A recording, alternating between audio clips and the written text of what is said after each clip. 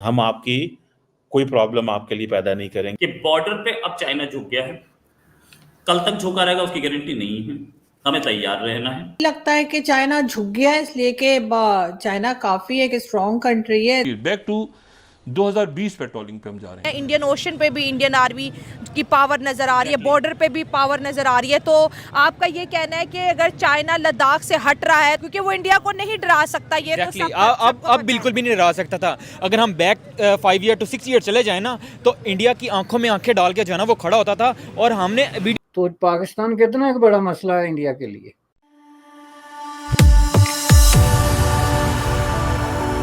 जय हिंद दोस्तों, मेरे चैनल मोदी देश में आपका स्वागत है। दोस्तों, इस वीडियो को लाइक शेयर और मेरे चैनल को सब्सक्राइब करना मत भूलिएगा। तो दोस्तों, आज पाक मीडिया बात कर रहा है कैसे भारत और चीन के बीच डील साइन हो गई है और एग्रीमेंट हो गया कि चीनी सेना 2020 में जिस जगह पे थी उस जगह पे वापस जाएगी और जो पेट्रोलिंग 8 पॉइंट पे पहले होती थी वही फिर से स्टार्ट होगी। तो पाकिस्तानी मीडिया ये देख के चौंक गए। पाकिस्तानी मीडिया कह रहा है कि अब भारतीय आर्मी जो LAC पे तैनात थी वो अभी LOC पे आएगी, तो पाकिस्तान के लिए प्रॉब्लम और भी ज़्यादा बड़ी खड़ी होगी। और भारत ने अगर चीन को निपटा दिया तो पाकिस्तान उनके लिए क्या चीज़ है। तो पाकिस्तानी मीडिया यहाँ पे डरा हुआ है। दोस्तों, ये वीडियो बहुत ही मजेदार है, तो इसे आप पूरा जरूर देखिएगा। तो चलिए इंतजार न करके वीडियो देखते हैं। यहाँ पे इंडिया चाइना ने कहा कि बिल्कुल हम काम करेंगे अर्जेंसी के साथ। Agreement has been arrived at on patrolling arrangements along the line of actual control in the India-China border areas, leading to disengagement and a resolution of the issues that had arisen in these areas in 2020. आज पाकिस्तान के अंदर कुछ तबके ये समझते हैं that we give a concession to India. हमने India को कंसेशन दी। किस चीज़ की कंसेशन दी? हमने इंडिया को कंसेशन दी कि भाई साहब आप जो मर्जी तरक्की करनी है तो करें, हम आपकी कोई प्रॉब्लम आपके लिए पैदा नहीं करेंगे। कि बॉर्डर पे अब चाइना झुक गया है, कल तक झुका रहेगा उसकी गारंटी नहीं है, हमें तैयार रहना है। लगता है कि चाइना झुक गया है इसलिए कि चाइना काफी एक स्ट्रॉन्ग कंट्री है, इतनी आसानी से वो झुकने वाले या मान जाने वाले लगते तो नहीं है। तभी तो 4 साल लगे, वरना तो पहले दिन ही झुक जाता। कंटिन्यू। वाईफाई आपने जो हैक किया ना पड़ोसी का, उसकी वजह से थोड़ा गड़बड़ हो रही है ऐसा लग रहा है। Yes, please continue. आप सुन पा रहे हैं? आवाज नहीं आ रही। ये जो उनके फॉरेन सेक्रेटरी चाइना में गालिबन इंडिया के एम्बेसडर भी रहे। अच्छा, वो डेस्ट बैंक और डैम चौक के ऊपर इशू खड़ा रह गया था। बाकी जगहों पे कुछ डिसएंगेजमेंट हुई थी, लेकिन वो बात बन नहीं रही थी कुछ। उसके बाद जो उनके फॉरेन मिनिस्टर हैं जयशंकर, उन्होंने जो है कुछ देर पहले ये NDTV से उन्होंने उनकी कुछ समिट हो रही है NDTV की गालिबन, तो वहाँ पर उन्होंने कहा कि जो ये मामलात हैं, यानी बैक टू ये 28वीं 20 बैक टू 2020 पेट्रोलिंग पे हम जा रहे हैं वापस। जयशंकर जी जो हैं, इन्होंने NDTV पे कहा इंडिया चाइना पैक्ट तरीके से चाइना ने अपनी सेफ साइड खेली है। एग्जैक्टली अपनी सेफ साइड के लिए। भाई दुनिया है ही लालची, दुनिया अपनी सेफ साइड खेलती है। हम चाइना को ऐसे ना समझे कि भाई चाइना सिर्फ पाकिस्तान के लिए है। भाई कोई भी मुल्क जो है ना वो अपनी सबसे ज़्यादा अपना फ़ायदा देखता है। अब चाइना को अपना फ़ायदा इंडिया में नज़र आ रहा था कि भाई इंडिया जितना ग्रो कर रहा है, वहाँ पर आप टेक इंडस्ट्री देख लें, आप ये मोटर इंडस्ट्री देख लें। मैं कहता हूँ दुनिया अब चाइना को उसने बीट कर दिया भाई। और डिफेंस में भी इंडिया की DRDO की बात करें और भी प्राइवेट सेक्टर की बात करें तो बड़ी से बड़ी डिफेंस टेक्नोलॉजी इस वक्त इंडिया के है। 2 उन्होंने जो है न्यूक्लियर सबमरीन्स बना दी हैं। इंडियन ओशन पे भी इंडियन आर्मी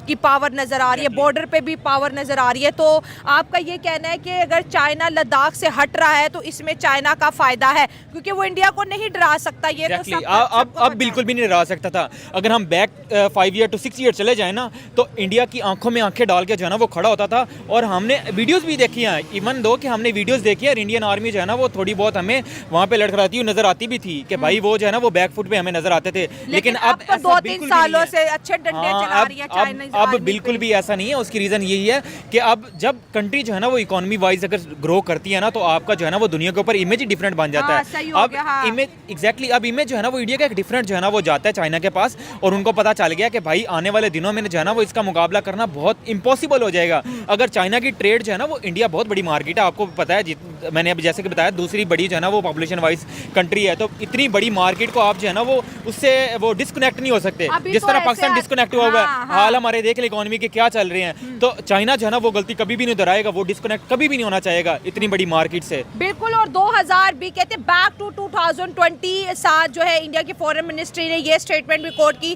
कि 2020 के बाद जो है बॉर्डर के ऊपर, लद्दाख के ऊपर, गलवान घाटी के ऊपर जो है चाइनीज आर्मी का एग्रेशन बढ़ता हुआ दिखाई दे रहा है। अब चाइना जो है हट रहा है पीछे, जाहिर है इंडिया की एक पावर नजर आ रही है, इंडिया के इस पूरे रीजन के अंदर एक सॉफ्ट पावर है, एक डिप्लोमेटिक विन है, और रशिया में जो है समिट भी हो रहा है। एक बहुत इंपॉर्टेंट डेवलपमेंट इसलिए है कि अभी इंडिया और चाइना के बीच जो एग्रीमेंट हुआ, जो ब्रेक थ्रू हुआ, जिसमें 2020 से पहले वाले जो पोजीशन है उसके ऊपर वो चले गए, और उसमें जो पेट्रोलिंग है उसको भी कम करने की बात हुई। यानी ये आप समझ सकते हैं कि एक तरीके से जो पीस के लिए जो काम करना चाहते थे और जो कॉन्फ्लिक्ट था उसको रिजॉल्व कर लिया उन्होंने, चाइना और इंडिया ने मिलकर।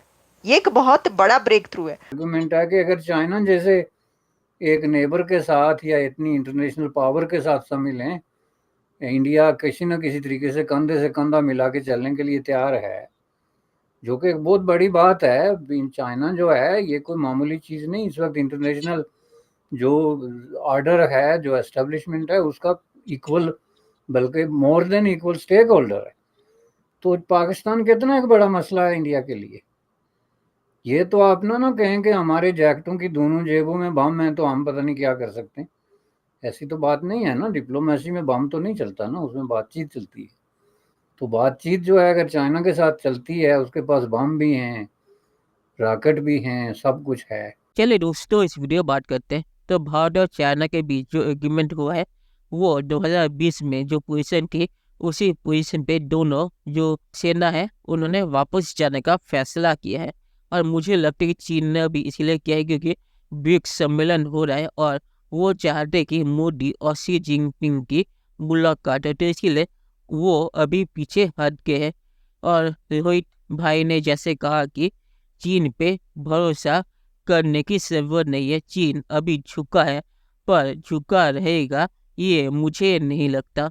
मुझे लगता है जब मौका मिला चीन फिर से आएगा तो भारत को इस पे ध्यान देना चाहिए और चीन पे भरोसा नहीं करना चाहिए। बॉर्डर पे चीन अगर कोई डील मानता है तो उन्हें लिखित देना होगा और मानना होगा, और वैसे भी अगर मान भी जाए तब भी कोई भरोसा नहीं, क्योंकि रशिया की एक टेरिटरी है, उस पे चीन ने माना था कि वो रशिया की टेरिटरी है कई दशक पहले। अब 2022 में उन्होंने ये कहना शुरू कर दिया कि वो टेरिटरी फिर से उनकी है, तो चीन का भरोसा नहीं कि वो कब किस चीज़ पे मान के उस पे फिर से पलट जाए, इमरान खान की तरह। जो इमरान खान यू टर्न उसका जो फेमस है उसकी तरह। तो चीन पे भरोसा करना बहुत ही ज़्यादा खतरनाक है। और आखिर में मैं ये कहूँगा, जैसे मैंने कहा कि चीन ने ये हरकत मुझे लगता है कि मोदी और शी जिनपिंग की मुलाकात के लिए की है, तो मुलाकात के बाद चीन क्या करेगा ये देखने लायक होगा। ये एग्रीमेंट को फॉलो करेगा या नहीं वो भी देखना पड़ेगा। तो चलिए देखते हैं कि फ्यूचर में क्या होता है। दोस्तों वीडियो देखने के लिए बहुत शुक्रिया और हमें चैनल सब्सक्राइब करना मत भूलिएगा। Thank you very much.